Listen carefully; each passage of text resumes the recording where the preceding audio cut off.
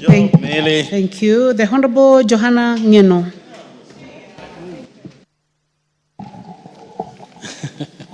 Thank you, Madam Speaker. I also wish to make a small contribution of this matter before this House, especially something that touches on our cultures. You know, Madam Speaker, when we speak about culture, it means so many things to most of us, especially those of us who were brought up in a very serious cultural background. Madam Speaker, when I grew up, a friend of mine who was a teacher used to tell me that an uncultured person is an uncivilized person. To the extent that in most of the cases, people used to believe that when you follow your culture, it's like you are primitive. It's like you're doing backward things. But Madam Speaker, as time went by, we realized that even what the colonial governments and the white people brought us here in Africa was their culture.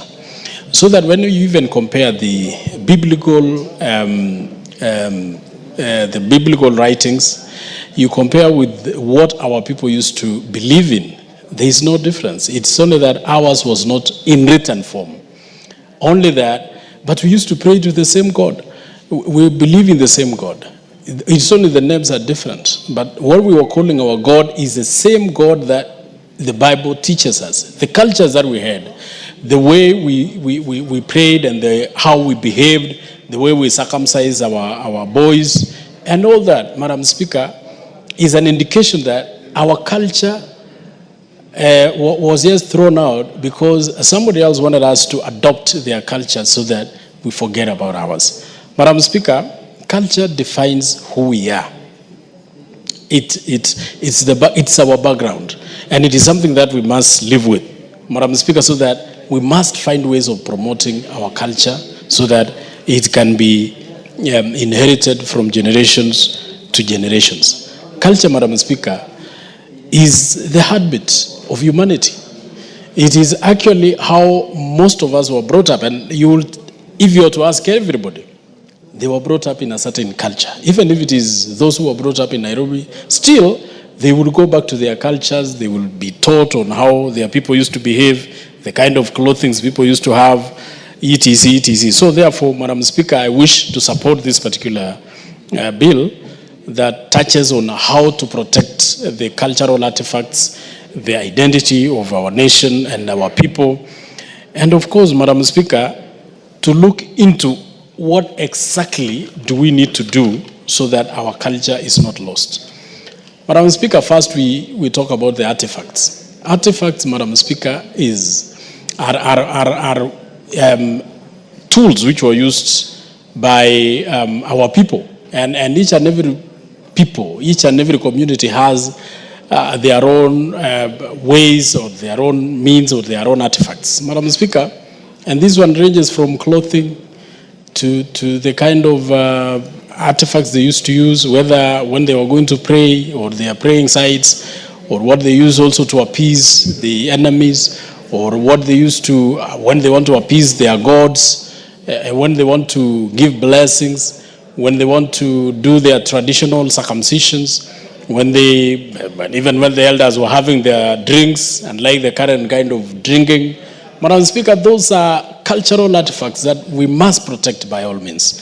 Madam Speaker, I remember at the beginning of Kibaki government, I think it was around 2003-04, the people from the Kalenjin community who had lost a very great warrior and an overseer and a Laibon called Koitalel Samoe, disputed and petitioned the government to ensure that they return the artifacts which had been looted by the colonial government at that time and took them away to their country. And at that time, Madam Speaker, the president of that time helped that community to bring back their artifacts, only that they did not surrender the skull or the head of the Laibon. Madam Speaker, those artifacts have a very serious meaning to the communities where that Laibon came from. And that is why it was very important that they bring back those particular artifacts. Madam Speaker, even in many other areas, many other communities, even the sub-tribes where we come from, there are artifacts which were confiscated, like the stools, the three-legged stools, which were used for prayers and were used also for blessings, and which were confiscated by the Europeans. Madam Speaker, there are those ones that remained. There are those ones that we still have in our homes. And this law, Madam Speaker, protects the misuse and the looting and the stealing of these particular artifacts which can help, or which were used as our traditional memories for traditional use. Madam Speaker, when we talk about culture also touches on the cultural clothing. Every community, Madam Speaker, in this country have their own traditional clothing, their own cultural clothings. And Madam Speaker, I would wish also one day in this house, Madam Speaker, we introduce a cultural day where every member, because at least we all come from particular backgrounds, particular communities, so that we can say this is a cultural day where every member of this house will wear their cultural clothing, so that we dress the way our communities used to dress. And you will be shocked, Madam Speaker, because we have our dresses, cultural dresses that fits us so well, and they are so good, so that when you see our ladies, if they were to put on those particular clothings and dresses, Madam Speaker, you will be shocked at how beautiful they look. And even men, when they put on those particular dresses, clothes, Madam Speaker, you will imagine how also men handsomely look, apart from the ones we wear in Parliament. Like when we put on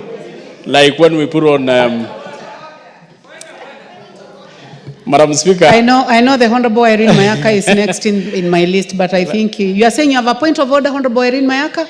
Yes.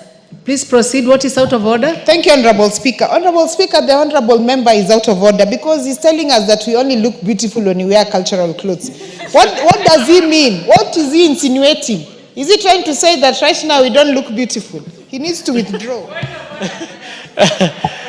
Madam Speaker, I thought we could address the first point of order.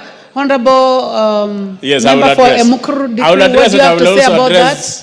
And I will address Mheshimiwa Millie's also point of order. I know what she is. No. You cannot address a point of order when you have not heard it. I will, Madam Speaker, I just want to say that, you know, when you look, I said our women, our ladies will look even more beautiful when they dress in their traditional dress. Just like our men will look more handsome when they dress in our cultural dresses. So, Madam Speaker, what Chairman, I meant is, we are beautiful. Chairman, order. Our ladies are beautiful. Order. We have another point of order by the Honorable Millie Odhiambo.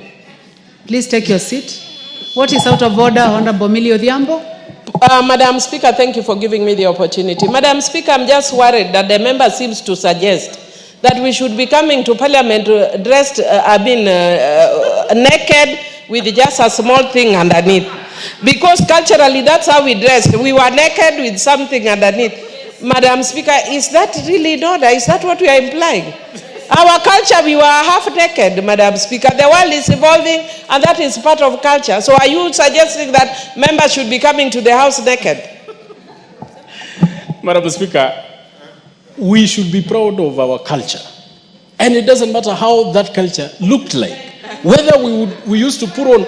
And after all, Madam Speaker, when you look at the kind of dressing that we have today, our ladies are almost naked. And yet, that is not even our cultural dress. So what I meant, Madam Speaker, is that we would, let us be proud of where we are, where we came from, who we are. And that starts from our artifacts, to our dress, to our food, to the food that we eat, to the sites that we normally visit. Because, Madam Speaker, even the cultural sites that we visit will look more even healing than the sites that we visit, like even the National Assembly. Madam Speaker, we normally had places that we will go for cultural prayers, and they look so soothing. than even any other place. So what I meant, Madam Speaker, is that our ladies are beautiful, but they will be more beautiful if they were to put on. Well, you've done very well to defend yourself. The Honorable Irene Mayaka, and thank you for your patience, Irene. Thank you, Honorable Speaker. Honorable Speaker, I also want to support this particular bill, which I think is very well placed before the House.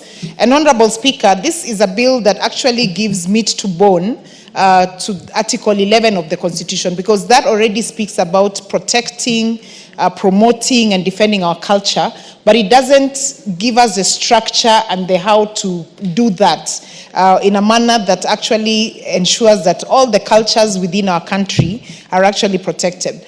Madam Speaker, the fact that as a nation we have a variety of cultures is actually a very good thing, because we are able to showcase the different aspects of who the people of Kenya are. And Honorable Speaker, just as a few members have already said, is that most of us who are city-born children, who have not had the opportunity to interact with our culture, we don't really understand, unless you had parents like mine who ensured that you knew about the traditional dances of Abagusi, the traditional liquor of Abagusi, and various other traditions. You will not be able to really interact with that. Honorable Speaker, and also, this is actually a very good coincidence, because I know you skipped statements, but my statements was actually alluding to an aspect of protecting some of the cultural sites that the people of Abagusi and especially Nyamira County has. For example, Honorable Speaker, we have a place in Manga Hills that is called the Engoroya Manga, where it has been said that when you drop something in that particular hole, it goes all the way to Lake Victoria. And that is one of the sites that has been beholden by our people. We have cultural stones there that actually look like a person. We have cultural huts there that people actually go there and pray. And actually, Honorable Speaker, when people go to visit Manga Hills and those specific places, like the men dress in suits out of respect for those sites. And what they do there is that they go, they pray for the community, they pray for their families. And these are some of the things that I'm actually seeking to protect and to ensure that it is preserved so that even our children get to learn about it. Honorable Speaker, the other thing that I really like is that the bill even speaks about our language, because most of the people, most of our children now, because they are born from families of different communities, they're not able to speak our languages. And also because of school again. Unless you deliberately, as a parent, go out of your way to teach your children their languages, their ethnic languages, they do not even speak it. And those are some of the things that we need to reserve. Honorable Speaker, I just want to speak about some of the clauses that for me really stood out. Like, for example, clause 9 that speaks of establishing royalties. That is very important because we do not want these cultures to fade away. We do not want, for example, the Maasai Shuka to fade away because it has not been protected by royalties. We do not want the sisal skirt that the Luos use to dance their traditional dances to fade away because it is not protected. Or even, Honorable Speaker, our traditional alcohol, Ebusa. I know different communities call this by different names, but we do not want that to also disappear as well. Clause 10 speaks about compensation of people's culture. And on this particular one, I'm very interested and very keen on it. Because, for example, if you go to a wedding and people